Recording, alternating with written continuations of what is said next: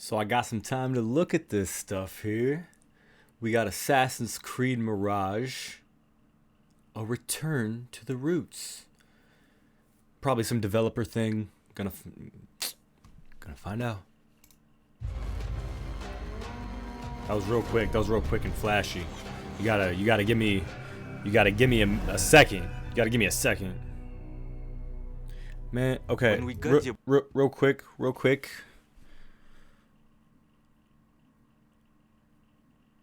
I don't like the trailer before the trailer thing where they do all the quick cuts and then do the thing. I actually don't like that. Stop that. Just get right to the video I want to watch.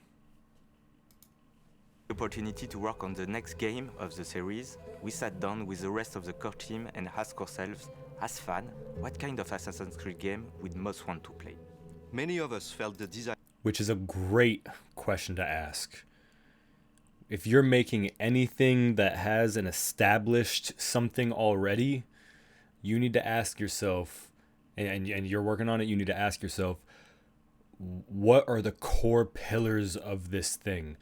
Like, whatever medium it is.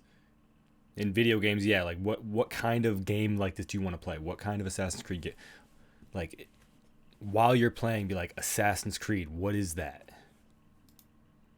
to revisit some of the old imagery, narrative theme and gameplays that made us fall in love with the series. Exactly, After 15 exactly. years of journeys across the ages, from the Third Crusade with Altair to the Viking expansions with Ivor, we wanted to go back closely to where it all began and pay homage to the beginnings of Assassin's Creed. I didn't play Valhalla. I didn't play it. Because it looked more like a decent Viking game than it did an assassin game, because I'm looking for assassin in my Assassin's Creed, you know what I'm saying? Coming off Valhalla, we started to explore the idea of introducing a new playable hero, Basim, and creating an experience that is a love letter to the origins of the franchise. Coming-of-age story with revamped mechanics to bring the feel of the early games into the modern day. Rhythm, is that what they called them? Rhythm mechanics? That, I don't know if they've called them that before, but it's the first time I've kind of like heard it. Rhythm mechanics. Yeah, I guess that's a good word for it. Like timed attacking and blocking. Dark Soulsy. Back to the Middle East, but this time in 9th century Baghdad, 300 years before the time of Altair. We are telling the story of Basim and how he became a master assassin. We look at the fantasy games and started to wonder what exactly defines the assassin experience to us. And from there, we put all our effort into bringing our take on the assassin fantasy. Parkour stealth assassinations. As a hidden one, parkour is a key pillar to the experience. With Baghdad as your playground, love to see that. Bringing the action back to a urban environment. For parkour, we look to our previous games for inspiration. Unity. Just to put the emphasis on comfort and fluidity. Unity had, I think, the best like parkour system.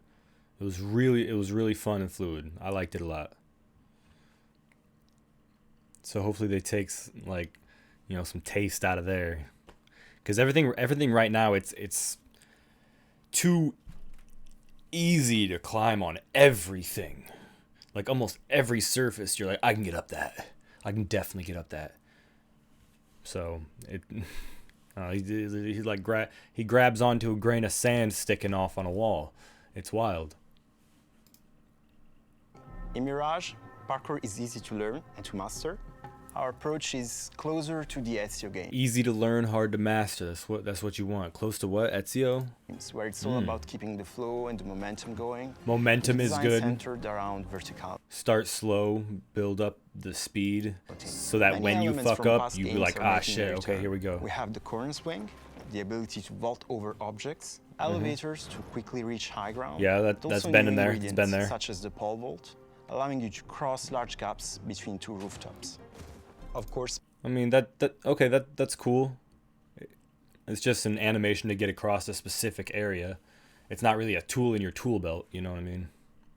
Basim is faster and more agile than Ivor was, and to give that feeling, we reworked our animations to reinforce the sense of speed when jumping, vaulting, and free roaming. Streets are narrower, denser, and packed with obstacles to navigate. By choosing the right path through the Dense is good. Multiple paths is good. I like that. I like that a lot. environment, you can move from street level to the rooftops in a blink of an eye, a useful skill for any assassin. Stealth. Another core focus of Mirage is stealth. We want players to work in the shadows, plan their next Yeah, move, yeah. strike, and then vanish. There are more ways to Completely assassinate, unnoticed. with new killing animations, some leveraging a stealth New killing animations? Are you sure? I mean, I guess since before you pulled him in and killed him, and now you kill him and pull him in.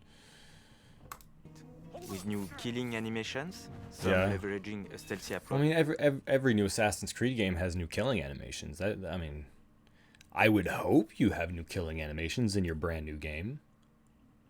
At least some slight variations, you know. You can stick to the key like real guttural ones that you want, like that. I really liked when Connor in 3, like you could just run past, like, and then you run away. That felt good. It felt really good. Others delivering a violent killing blow.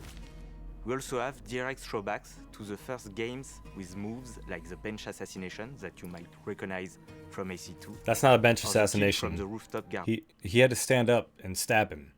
How is that a bench assassination? A bench assassination should be like oh, it would be cool if you were on the bench and then somebody walks by and you nick them or something like that, or like with like a little poison, and then they go across the way and like fall over, and maybe like early on your poison isn't very strong, so it just knocks them out, so you actually got to go kill them. But if they pass out with people around, it's a little harder. I don't know. I'm just spitballing. Gardens, an old favorite of Altair's. We want to encourage you to be sneaky. Basim has been trained to fight by the hidden ones, but for him, combat is a last resort, and his main approach is to hunt and strike while remaining unnoticed. We also reworked our enemy AI to improve detection and vanishing loops, making guard behaviors more responsive and readable. New Interesting. enemy archetypes will also increase to improve detection what was and this? vanishing loops. So it has like a peripheral strength. That's cool. That's cool. Making guard behaviors more responsive and readable. New enemy archetypes will also increase the stakes. The marksman can shoot your eagle and prevent you from using it. That's new. So you actually have to look out for that. Okay. The spearman pokes through haystacks. Okay, And yeah. the horn bearer can call for reinforcements. That's where your assassin skills come in handy. I hope there's more than 3. Assassin During his skills. training in Alamut, Basim learns the ways of the Creed from his mentor, Roshan, and his fellow Hidden Ones. That's good. We get to see him learn the tenets and philosophies that will guide him through his missions, like hiding in plain sight. Social stealth is making a return. We're bringing back the systemic blending with larger crowds that allow you to move undetected through the business location. Beautiful. It's baffling that they would ever take it away. To me, like social stealth. Just because the game's called Assassin's Creed. I don't know what else to say about that. But you can also bribe small factions with specific tokens in order to control AI groups and make your way through guarded areas. Yeah. That's As an social assassin, stealth. your core mission is to track down and eliminate the Order of the Ancients and free Baghdad of their influence. In our game, the Hidden Ones have established a network of bureaus across the city to keep an eye on the Order. Now, what would be the best way to enhance the stealth? Go the Dishonored route. That's just do that. Have I know scaled down because each of those was its own like level, but like have like 3 like major ways you can kill a main target, and then, or you can just, oh, he dead. Like, you can do that if you want, or you can like get some cool kills, you know. Let's see what else. The bureaus in Mirage act as gameplay hubs, from which you can take on side contracts with various objectives, from rescue missions to assassinations, and help the hidden ones in their fight for freedom. We want you to feel truly immersed in the life of a hidden one, investigating your target's identities, tracking their movements, and sharing information with your allies. Then, when the time is right, you can strike from the shadows.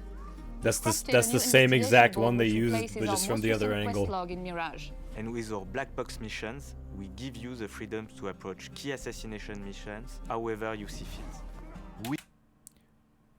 Okay, this is kind of what I was talking about, or approach it how you see fit. Does that mean it's just gonna be a space smacked in the middle of the map, and it's just like, see, you can enter from anywhere? Because that was in a lot of the Assassin's Creed, like the bases and stuff like that. I mean, maybe not the major assassinations; those were pretty like locked down, because it was usually like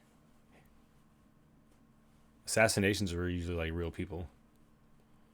Not all the time. Maybe in the early games. We know how excited our community is. We also have a nice surprise for our long-timers. We implemented a nostalgic visual filter as an option for those who wish to So it looks like Assassin's Creed 1? explore the game with a desaturated... No. We're gonna... No. I want my game to look pretty. blue-gray color palette from the very first AC game. This is a project led by a team of passionate people who have their very own vision of the assassin experience in mind. There is much to come, and we can't wait to unveil more about Basim's journey. Do it. Stealthy boy. Emphasis on stealth. I enjoy this. This is good. This is great. I also hear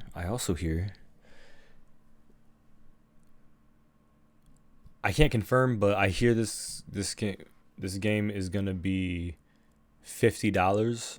I didn't look. But if that's true, das ist gut. I'm gonna look.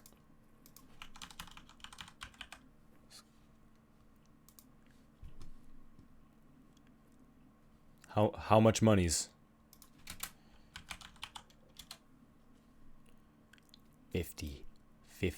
$50 right there. You see that? When the prices are going up to 70 and now it's 50,